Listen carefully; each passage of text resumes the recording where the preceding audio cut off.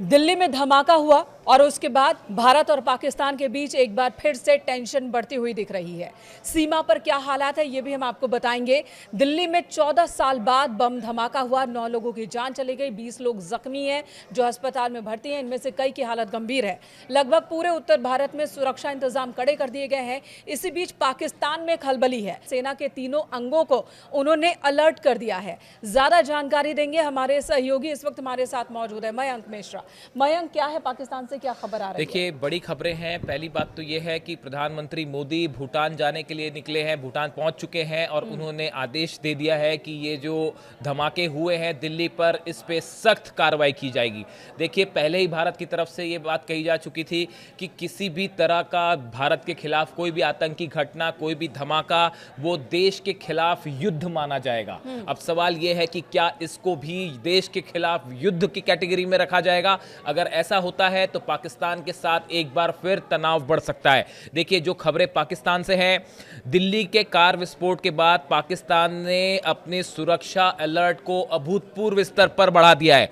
पाकिस्तान के जितने एयरबेस हैं, जितने एयरफील्ड्स हैं, सब में रेड अलर्ट जारी कर दिया गया है। ये खबरें पाकिस्तान से आ रही हैं। पाकिस्तान ने भारत की ओर से सैन्य कार्रवाई और सीमा पर तनाव को देखते हुए ये आदेश दिया है। पाकिस्तान के जितने एयरबेस हैं सबको रेड अलर्ट मोड पर कर दिया गया है। पाकिस्तान ने तीनों सेनाओं को, थल सेना, नौसेना और वायुसेना के अलावा जितने सशस्त्र बल हैं पाकिस्तान के, आर्मी हो, नेवी हो, एयरफोर्स हो, सबको रेड अलर्ट पर रख दिया है। यानी पाकिस्तान इस बात का अंदेशा जता रहा है कि भारत की तरफ से कभी भी किसी भी तरह का कोई एक्शन हो सकता है। एक और खबर आ रही है कि रात भर वहां पर भी बैठकें चली हैं और 11 से 12 नवंबर तक एयरमैन को जारी किया गया है NOTAM। ये क्या है? देखिए ये असल में ये होता है कि इसके अलावा 11 से 12 नवंबर के लिए एयरमैन को एयरमैन को नोटम जारी किया गया है, जो तनावपूर्ण सीमा क्षेत्र में हवाई यातायात प्रतिबंधों और सुरक्षा प्रोटोकॉल में वृद्धि का संकेत देता है। जब आप नोटम जारी कर देते हैं, उसके बाद आपके जितने एयरबेस हैं, जो जितने बॉर्डर के LOC के लगे इलाके हैं, यहाँ पे जितनी सेना है, एयरफील्ड्स हैं, सबको रेड अलर्ट एक्टिव मोड में रख दिया जाता है। तो इस प्रकार से आप देखें, आपने जो बताया वो बिल्कुल ठीक खबर है। पाकिस्तान में कल रात भर जो है आर्मी की और अलग अलग इंटेलिजेंस एजेंसीज की बैठक चलती रही है। यानी आप देखें, भारत पाकिस्तान के बीच एक बार फिर तनाव खड़ा हो चुका है। इसमें कोई दो मत नहीं है। एक वजह मयंक ये भी सामने आ रही है कि इस आतंकी हमले का पुलवामा कनेक्शन सामने आ रहा है। पहलगाम के बाद ऑपरेशन सिंदूर को अंजाम दिया भारत ने और इसका कनेक्शन पुलवामा में से सामने आ रहा है। और ये भी कुछ हलकों में बात हो रही है कि ऑपरेशन सिंदूर का सीधा बदला पाकिस्तान नहीं ले पाया, विश्व की तरफ से वो कोई दबाव भारत पर नहीं बनवा पाया, तो इस तरह से आतंकी हमले करवाकर वो बदला लेना चाह रहा था। देखिए, अभी इस बारे में बड़ी सारी जांच होनी है, जिसमें फैक्ट्स निकल के आएंगे, जो जानकारी जिसकी सुरक्षा एजेंसियों की तरफ से दी जाएगी कि इसके पीछे एग्जैक्टली किसका हाथ है।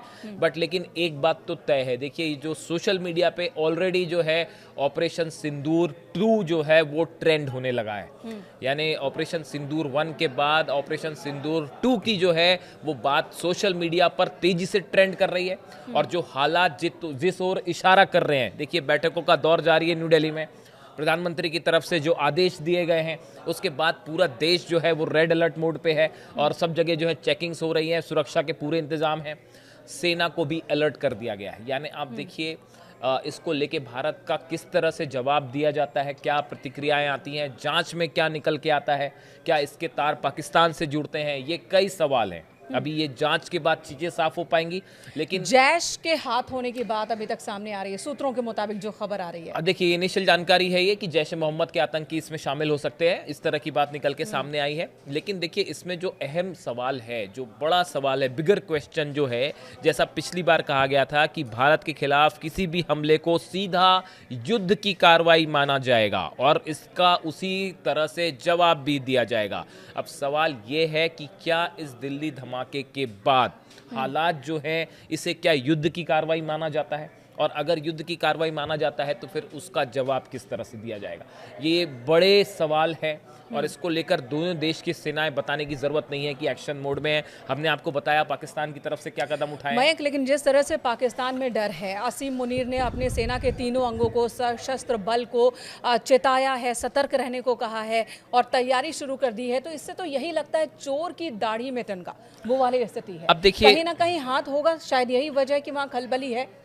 देखिए, ये इसमें तो कोई दो मत नहीं है कि इस पूरे मामले के बाद भारत सरकार की तरफ से सख्त कदम उठाए जाएंगे, इसमें किसी को कोई शक नहीं होना चाहिए। और जैसा ऑपरेशन सिंदूर 1 में देखा था हमने, उसके बाद ये भी तय है कि इस धमाकों के बाद भी सख्त एक्शन होगा। अब बस बात जो सामने आनी बाकी है कि क्या इसको देश के खिलाफ युद्ध माना जाएगा, क्या इसके तार पाकिस्तान से जुड़ते हैं, क्या इसके तार आईएसआई से जुड़ते हैं। ये तमाम वो सवाल हैं जिनके जवाब सामने आने बाकी हैं। और एक बार फिर न सिर्फ पाकिस्तान में बल्कि हिंदुस्तान में सोशल मीडिया पे जो चीज़ ट्रेंड हो रही है सबसे ज़्यादा, और जिसका सवाल सबके मन में है कि क्या इन धमाकों के बाद हम एक बार फिर पाकिस्तान और भारत के बीच जंग होता देखेंगे, ये वो सवाल है जिसका सबको इंतजार है। बिल्कुल, इस सवाल का जवाब का सभी को इंतजार है। इसी बीच अगर जांच की बात की जाए तो एनआईए मामले की जांच कर रही है। फॉरेंसिक टीम एक बार फिर मौके पर पहुंची, वहां से और सबूत लिए जा रहे हैं। एफएसएल ने जो चीज़ें इकट्ठा की हैं उसके आधार पर बहुत जल्द सामने आ जाएगा कि विस्फोटक किस किस कैटेगरी का था। कई तस्वीरें सामने आ गई है, कार चलाने वाले की तस्वीर भी सामने आ गई है जिसमें उसने ब्लैक मास्क पहन रखा है। उसका नाम बताया जा रहा है डॉक्टर उमर, और ये भी कहा जा रहा है कि डीएनए टेस्ट से ये पहचान हो रही है कि डॉक्टर उमर की ही लाश उस कार में है या किसकी है।